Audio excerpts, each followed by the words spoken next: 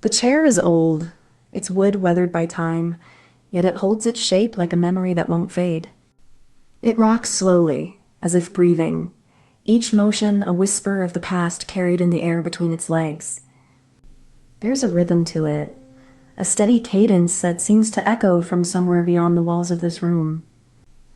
It doesn't make much noise, but the sound it does produce is like a heartbeat, steady and full of unspoken stories.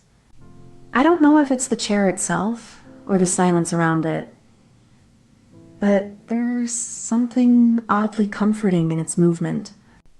It's not just a chair. It's a voice, a whisper of the past, a lullaby sung by the wood itself. Every creak, every groan, it tells a story that time has not forgotten. You can feel it in the air, a quiet, steady pulse. It's like the house is breathing, and this chair is the heartbeat of it all.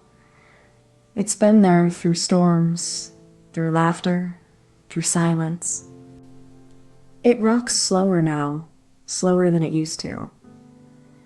Time has worn it down, softened its edges, but never its purpose. It still waits for someone to sit and listen. There's something sacred about this sound, not loud, not showy, but steady, like a promise. It doesn't demand attention, but it asks for memory. This chair is more than furniture. It's a vessel of history, a silent witness to the passage of time. And when it rocks, it carries the weight of all that has come before. There's something about a rocking chair that hums with the memory of those who sat in it before you. It's not just the sound, but the weight of presence that lingers in the air. You don't have to be a historian to feel it. It's in the way the chair moves, slow and steady, like a heartbeat you never asked for but can't ignore. When you sit in it, you feel like you're part of a longer story.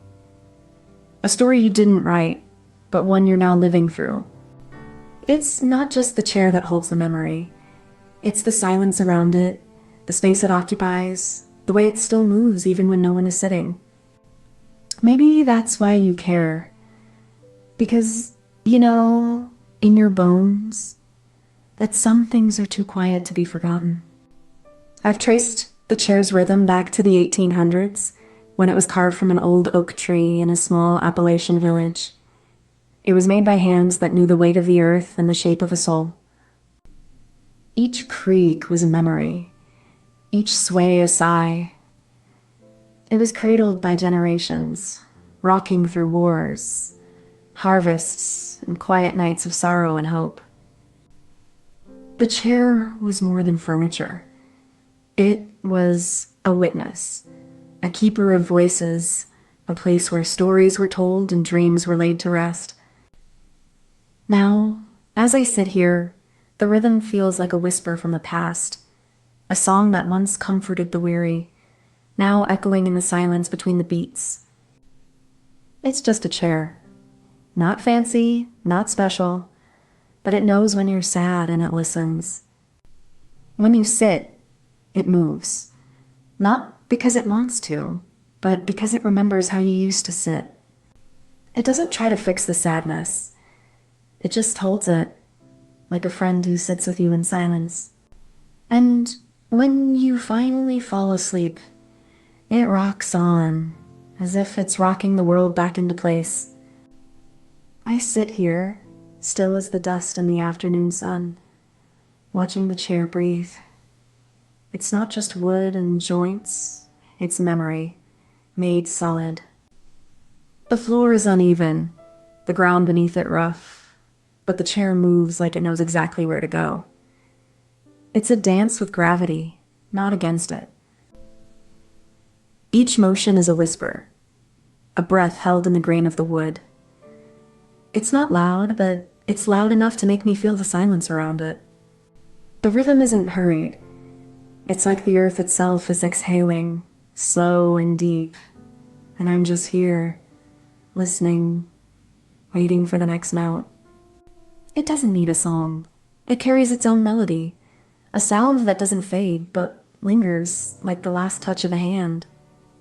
The seat is hinged to the base, a subtle pivot that allows the chair to rock forward and back, like a whisper of memory. Each side of the seat is connected to a sturdy leg, a silent promise of support and stability, even as the chair sways gently. The backrest is curved, an echo of the body it cradles, offering comfort as though it knows the shape of the person sitting. The wood is worn, the edges softened by time, as though the chair has held countless stories, each one etched into its grain. And so it moves, not with force, but with grace, a quiet dance between gravity and memory, between past and present. The twist is not just a feature. It's a whisper of the past, a quiet confession of the chair's intent. It curves just enough to let the motion begin, but not enough to break the stillness. It's the chair's way of saying, I am not just a seat. I am a companion in the slow dance of time. The twist is both a beginning and an ending, a circle that never closes.